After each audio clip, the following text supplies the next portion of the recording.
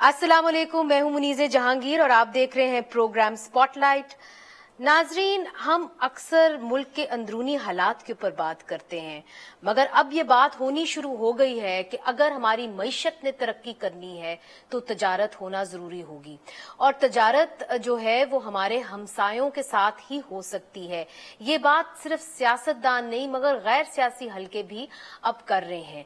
तो सब हिंदुस्तान की तरफ देखते हैं जब तजारत की बात होती है, मगर तजारत तो तभी हो सकती है जब अमन आए, और अमन के लिए राह हमवार करने के लिए पीपल टू पीपल कॉन्टैक्ट्स बहुत जरूरी हैं।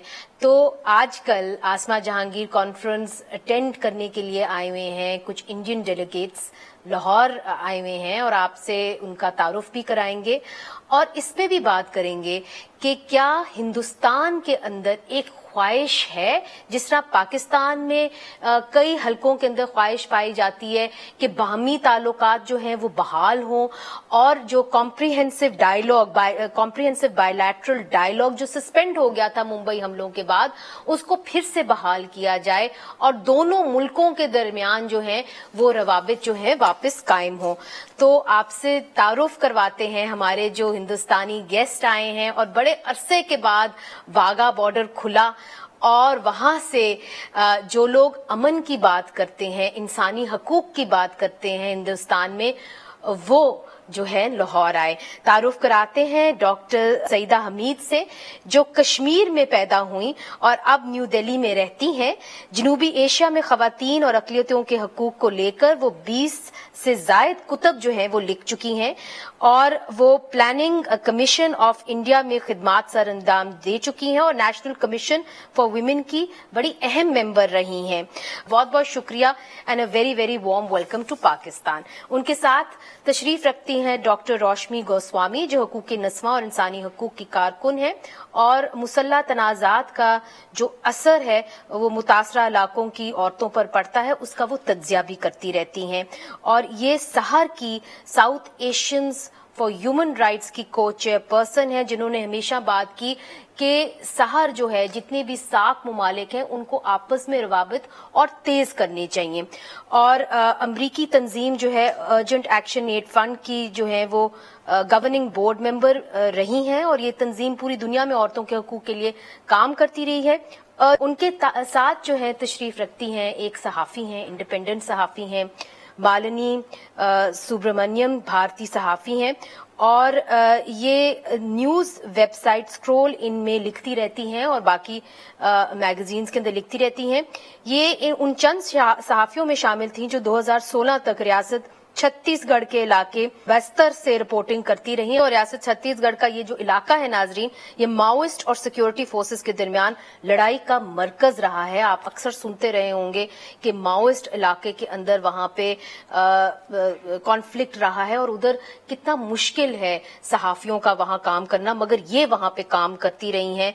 और इसी हवाले से 2016 में उन्हें कमिटी टू प्रोटेक्ट जर्नलिस्ट की तरफ से इंटरनेशनल प्रेस फ्रीडम अवार्ड भी दिया गया। उनके साथ तशरीफ रखती हैं रीता मनचंदा, ये भी पाकिस्तान को अच्छे तरीके से जानती हैं, रिसर्चर हैं, मुसन्निफ हैं, इंसानी हकूक की कारकुन हैं, और जनूबी एशिया में अमन की तामीर की ख्वाहा हैं, और इस हवाले से सिविल सोसाइटी के अहम किरदार पर जोर देती रही हैं। ये international journal of transitional justice के बोर्ड का हिस्सा भी रही हैं, और अहम बात यह है कि ये एक मेंबर हैं नेशनल कमिटी ऑफ द पाक इंडिया पीपल्स फोरम, जिसकी सईदा हमीद साहिबा जो हैं वो को चेयर हैं। और ये इनकी ये उम्मीद रहती है कि पाकिस्तान और हिंदुस्तान के दरमियान जो है ताल्लुकात अच्छे हों, और उसको मजबूत करने के लिए इन्होंने ये पीपल्स फोरम बनाया है। सईदा जी, आपसे शुरू करती। पीपल्स फोरम तो बन गया, मगर ये बताइए कि ऐसा लगता है कि वो जो उम्मीद एक ज़माने में थी कि हिंदुस्तान और पाकिस्तान के दरमियान बाहमी ताल्लुकात फिर से बहाल होंगे, लोगों का आना जाना फिर से शुरू होगा, क्या वो महज ख्वाब ही रहेगा, या आपको लगता है कि हिंदुस्तान के अंदर भी ख्वाहिश है जैसे पाकिस्तान के अंदर है कि रवाबित वापस बहाल हो? जब ये फोरम की तश्कील हुई उस वक्त ऐसा लगता था कि वाकई एक बहुत बड़ा एक वेव है जिसको لوگ باہمی تعلقات آپس میں باہمی تعلقات پیپل ٹو پیپل تعلقات کے لیے ایک بہت بڑا جذبہ تھا. جیسے جیسے وقت گزرتا گیا لوگ گزرتے گئے اور پھر ایسا لگا کہ ایک ایسا لمحہ آیا کہ سب کچھ فریز ہو گیا. اب لگتا ہے کہ یہ اب ہم اتنے عرصے کے بعد اس سرزمین پہ ہم نے قدم رکھا ہے جو نو مینز لینڈ کہلاتا ہے, واگا بارڈر, جہاں آرام سے لوگ آتے جاتے تھے. مگر پچھلے بہت ہی چند مہینوں میں ایسا لگتا ہے کہ امید پھر سے جاگی ہے, اور جہاں تک عام لوگوں کا تعلق ہے بہت جذبہ ہے پاکستان کے لیے. روشنی صاحبہ, جس طرح کہ سعیدہ آپا کہہ رہی تھیں کہ جی وہاں پہ ایک امید ہے, لوگ دلچسپی رکھتے ہیں کلچر کے اندر, مگر دیکھیے کیسے کرکٹ ٹیم نے, انڈین کرکٹ ٹیم نے پاکستان آنا تھا, اسے رابطے شاید بہتر ہو جاتے مگر وہ ہو نہ سکا, اور ہندوستان نے یہ کہہ دیا کہ جی ہم کسی اور میدان, نیوٹرل میدان کے اندر کھیلیں گے مگر پاکستان میں نہیں کھیلیں گے. تو کیا جو ہندوستان کی مودی سرکار ہے کیا وہ بھی یہاں پہ امن کے لیے راہ ہموار اور باہمی تعلقات کے لیے راہ ہموار کرنا بھی چاہتی ہے؟ بڑی مشکل سوال ہے یہ بولنے کے لیے کہ چاہتی ہے کہ نہیں, لیکن دیکھیے 75 ایئرز ہو گئے ہم دونوں ملکوں کی. ابھی تو high time for us to get together and get over this. اتنے جیسے سعیدہ جی نے کہا, اتنے خواہش ہے, اتنے مطلب جذبہ ہے آنے کے لیے پاکستان میں. صبح سے واٹس ایپ میسیجز پڑھ رہی ہوں, کسی نے مجھے لکھا, میں نے لکھا 4 دن ملے تھے ہمیں یہاں ویزا, تو کسی نے بولا کہ 4 گھنٹے بھی کافی ہے میں آ جاؤں. اس ٹائپ کا جذبہ ہے لوگوں میں. تو سرکار میں کیا جذبہ ہے, کیا خواہش ہے, بولنے کا مشکل ہے اس ٹائم, لیکن people to people is the way to go. آپ نے نہ کہتے ہوئے بھی بہت کچھ کہہ دیا. ریٹا صاحبہ, آپ کی جانب آؤں گی. جو روشنی صاحبہ نے یہ بات کہی, آپ کیا سمجھتی ہیں کہ کیوں ایک ہچکچاہٹ ہے مودی سرکار کی کہ جی وہ شاید ایک امپریشن ہے کہ شاید پاکستان چاہتا ہے کہ باہمی تعلقات بہتر ہوں, مگر وہاں سے جو سرکار ہے وہ شاید ہاتھ بڑھانا نہیں چاہتی. کیا یہ غلط پرسپشن ہے یا آپ سمجھتی ہیں کہ صحیح پرسپشن ہے؟ اب سرکاروں کی بات کر رہے ہیں تو پہلے تو مجھے صاف کہنا پڑے گا, میں سرکار کی ریپرزینٹیٹیو نہیں ہوں, پر میں بھی پڑھتی ہوں, میں بھی بات چیت کرتی ہوں پالیسی میکرز کے ساتھ. تو مجھے تو یہ لگا کہ جب یہ نئی سرکار آئی پاکستان میں, اور خاص کر کے کہا گیا کہ جو نیا پرائم منسٹر ہے وہ بزنس پر زیادہ زور ڈالے گا, اور پھر بات چیت چلی کہ پاسبلٹیز آف ٹریڈ کھلنے کی بات کہا, تو بہت جذبہ ہوا. بزنس کمیونٹی میں نئی مارکیٹ ہے, rational of cross border trade کی, تھرڈ کنٹری ٹریڈ سے the expense incurred because of that, کہ یہ it's highly appreciated, and excitement بھی پیدا ہوئی, جذبہ بھی پیدا ہوا. پر پھر ہم نے دیکھا پھر پھنس گیا, پھر یہاں کی نیگیٹو وائسز شروع کی unless roll back on the changes in Kashmir, no progress on trade. اس طرف بھی جیسے ہی یہ بیان دیا گیا تو ہماری طرف بھی پھر آنے لگا no possibility of trade. I mean مطلب کھلنے لگا, اور there was a hope کہ کچھ ہو سکتا ہے, پر پھر بہت جلدی بند ہو گیا. سیاستدانوں جو سخت بیانات دیے دونوں طرف سے, آپ سمجھتی ہیں کہ اس سے پھر راہ ہموار نہیں ہو پائی؟ یہاں کی بھی بزنس کمیونٹی اور ہماری طرف بھی کئی ہیں جو بہت چاہتے ہیں کہ ٹریڈ شوڈ اوپن اپ, पर कई हैं, खास करके आपका फार्मा कम्युनिटी, मतलब फार्मास्यूटिकल कम्युनिटी, हमारी तरफ भी कुछ हैं जो नहीं चाहते हैं। तो मुझे एक चीज कहनी पड़ेगी, एक तरफ बहुत सही है कि सोशल मीडिया की तरफ से और दूसरी थ्रू डिफरेंट मीन्स ऑल्सो बहुत एक्साइटमेंट है, क्यूरियोसिटी है, इंटरेस्ट है, और खास करके young people are very interested. But दूसरी तरफ ये भी कहना पड़ेगा कि जहर बहुत फैल गया है और कई लोग हैं, यंग पीपल, ओल्डर पीपल, कि नहीं चाहते हैं। और आपको लगता है कि ये जहर इतनी शिद्दत से फैला है कि शायद एक नेशनल नैरेटिव बना गया है कि जी नहीं दोस्ती करनी, लेकिन पाकिस्तान नेशनल जरूरत नहीं पाकिस्तान के साथ दोस्ती करने की। नेशनल नैरेटिव तो ये है, पर जब हम कहते हैं नेशनल नैरेटिव मतलब हमारी गोदी मीडिया का नैरेटिव है, हमारे पब्लिक इंटेलेक्चुअल्स जिनको जगह मिलती है, क्योंकि जो लोग डिसेंट करते हैं उनको तो जगह भी नहीं मिलती है बात करने की। पर ये भी है कि through social media, through online media एक दूसरा नैरेटिव भी उभर रहा है, और वो नैरेटिव कह रहा है कि we have to have peace. जंग भी हो, why is the diplomatic dialogue suspended? तो आप कह रही हैं आवाजें अमन के लिए भी आवाजें हैं सोशल मीडिया के लिए, और के बिल्कुल बात नहीं करनी उसकी भी आवाज वहां पे है। और आपने डिसेंट की बात की कि जी इख्तिलाफ रखने का हक की बात की। तो मालिनी, आप छत्तीसगढ़ में काम करती हैं, ये ऐसा इलाका है जहां पे मेन स्ट्रीम मीडिया जाता ही नहीं है, मगर आप वहां पे जाके माओइस्ट के हवाले से उधर से रिपोर्टिंग करती हैं।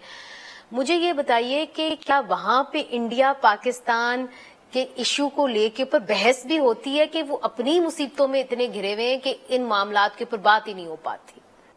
देखिए, जिस जहर की हम बात कर रहे हैं नेशनल स्तर पे, ठीक है, वो तो पूरे हिंदुस्तान में फैल रहा है।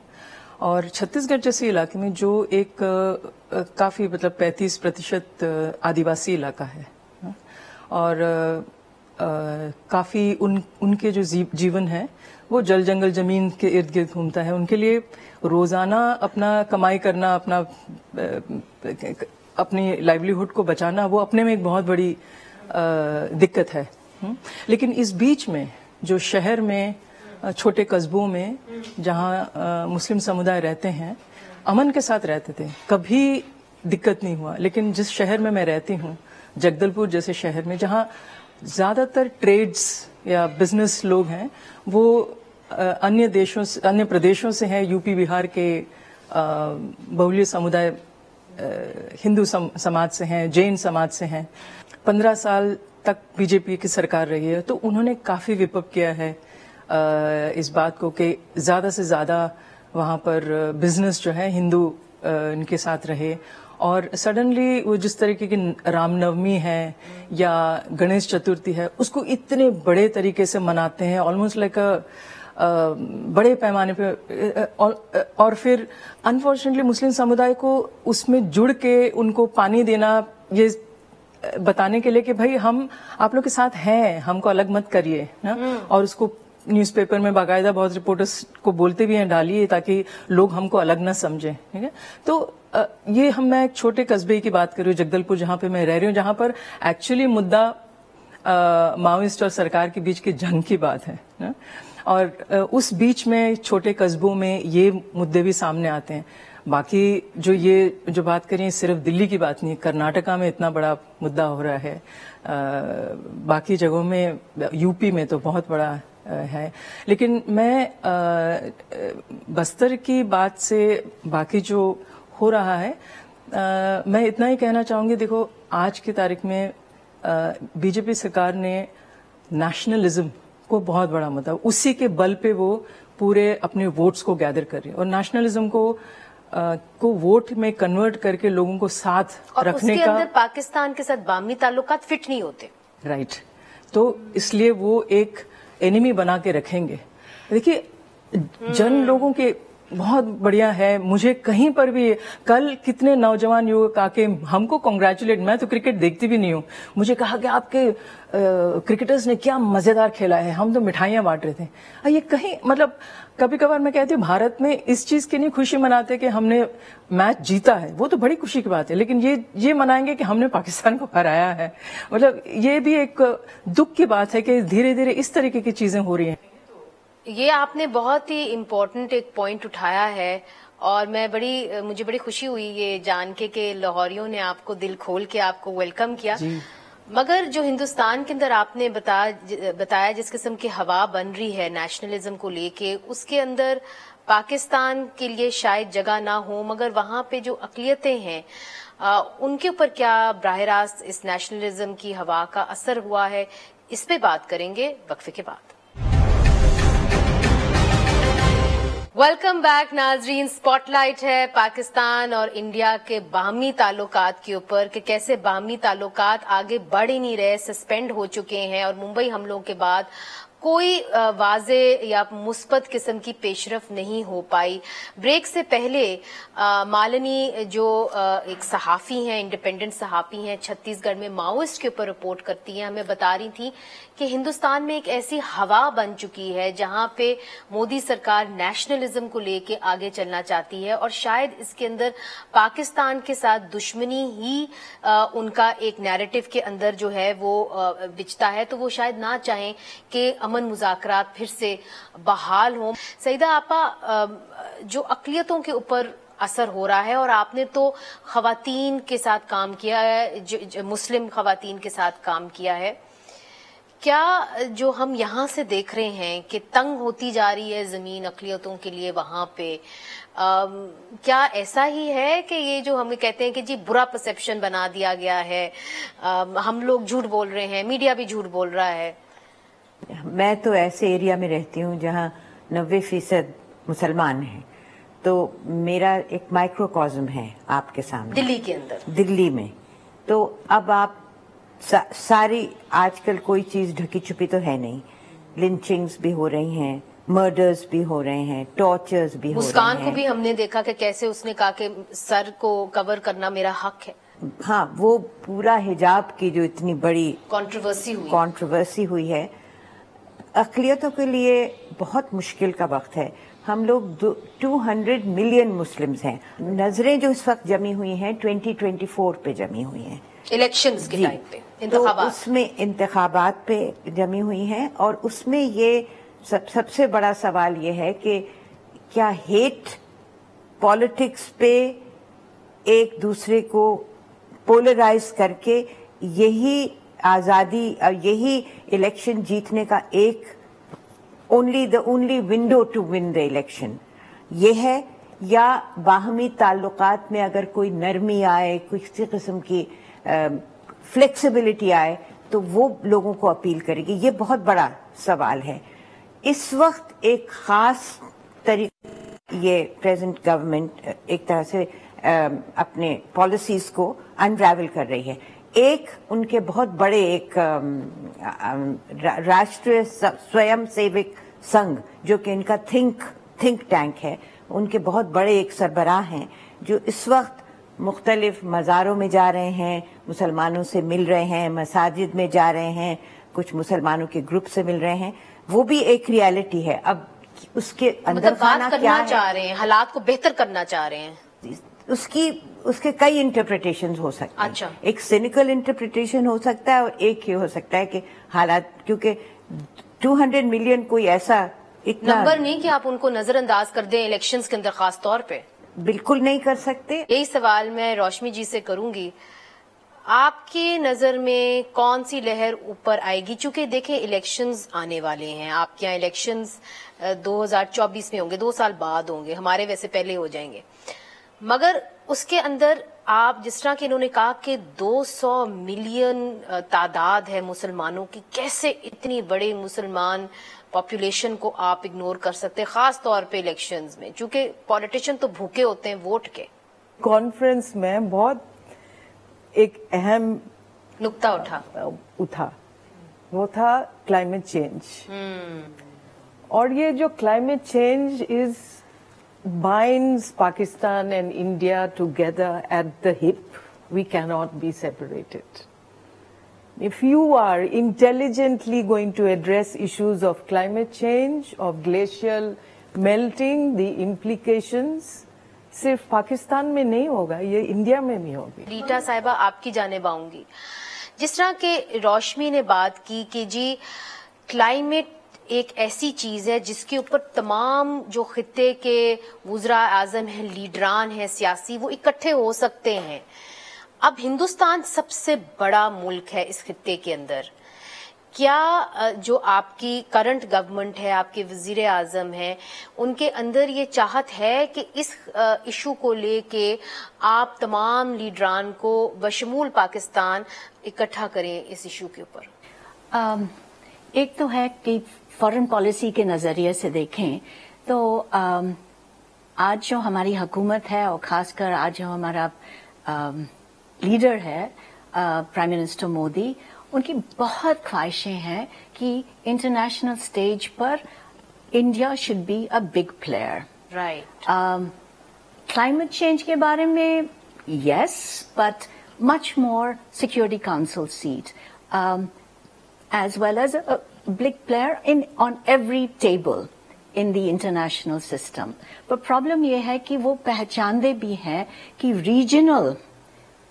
regional system अमन होना चाहिए। रीजनल मतलब जो हमारे ताल्लुकात हैं बांग्लादेश के साथ, नेपाल के साथ, श्रीलंका के साथ, वो अच्छे होने चाहिए। और इसीलिए बहुत तरह तरह की संस्थाएं बन रही हैं। बिम्स्टेक जो ईस्टर्न नेबर्स के साथ है, पाकिस्तान के साथ वो जैसे चल रहे हैं, जैसे आगे बढ़ रहे हैं, हर वक्त कह रहे हैं कि द पेरिफेरी, मतलब वेरी इंपीरियल टर्म कि पेरिफेरी हमारे लिए बहुत अहम है। पर पेरिफेरी में कौन कौन है? पाकिस्तान भी है, मतलब नेबरहुड फर्स्ट। बट वो जैसे चल रहे हैं, जैसे आगे बढ़ रहे हैं, मुझे लग रहा है कि वो सोच रहे हैं पाकिस्तान को छोड़ो, हम दूसरे देशों के साथ अच्छा ताल्लुकात रखेंगे। अगर आप पिछले इलेक्शंस को देखें, वेयर आर द मुस्लिम्स? वो समझे। अब एक तरफ आप कह रहे हैं नजरअंदाज नहीं कर सकते कि 200 मिलियन, पर इन आवर रीसेंट इलेक्शंस उन्होंने नजरअंदाज किया है and it made no difference. That's very that important. narrative changed? That's very important what you say. जो आप कह रही हैं ये बहुत दिलचस्प बात है मालिनी। जिस तरह की रीटा जी कह रही हैं कि पिछले इलेक्शंस में तो मुसलमानों 200 मिलियन मुसलमानों को उन्होंने नजरअंदाज कर लिया, वो फिर भी जीत गए। तो क्या हालात अब मुख्तलिफ हैं? चूंकि आज के हिंदुस्तान में वो 5 साल पहले वाली बात नहीं है। जाहिर है एक इनकम्बेंसी फैक्टर भी होता है हर हुकूमत के अंदर। आप क्या देखती हैं कि फिर से नजरअंदाज कर सकते हैं कि और इसी तरह चल सकते हैं? वो नजरअंदाज तब कर सकते हैं जब उनको बाकी वोटें मिल जाएं, ठीक है। लेकिन इंडिया की वोटें इतनी यूनिफाइड तो है नहीं। अब हिंदूज में दलित समुदाय हैं जो अपने आप को बिल्कुल हाशिए में पा रहे हैं, जिनके ऊपर आप रिपोर्टिंग करती हैं। आदिवासी समाज जो है वो ट्रेडिशनली कांग्रेस को वोट दे रही है, ठीक है। और अब जैसे गुजरात के इलेक्शंस हैं जो कि हमारे प्राइम मिनिस्टर का ही मतलब कई सालों से चीफ मिनिस्टर रहे हैं, अब वो आदिवासी इलाकों में दौरा कर रहे हैं ताकि ये मैसेज जाए। आज हमारे प्रेसिडेंट एक आदिवासी महिला है, ये मैसेज जाए कि हम आदिवासियों के लिए काफी कुछ कर रहे हैं, ठीक है। सो एफर्ट्स आर देयर कि भाई देखिए बीजेपी पिछले 33% वोट्स में जीते हैं, ठीक है। ऐसा नहीं है कि 50 से ज्यादा भी नहीं आया है, 50 तक भी नहीं मिला है। They won, they are sitting in the parliament with 33% of Indian votes. जिस तरह के राहुल गांधी साहब ने कहा कि हम मार्च करेंगे और हम स्टेटस को के अंदर यकीन नहीं करते, तो उसके साथ कितने लोग जुड़ेंगे और उसका असर क्या होगा आने वाले इंतखाबात में? खैर मार्च तो चल रहा है और वो अब आगे चलते चलते कश्मीर भी पहुंचेंगे, वहां पे भी क्या हो रहा है देखते हैं। 3000 कुछ किलोमीटर अभी उन्होंने कवर कर दिए हैं।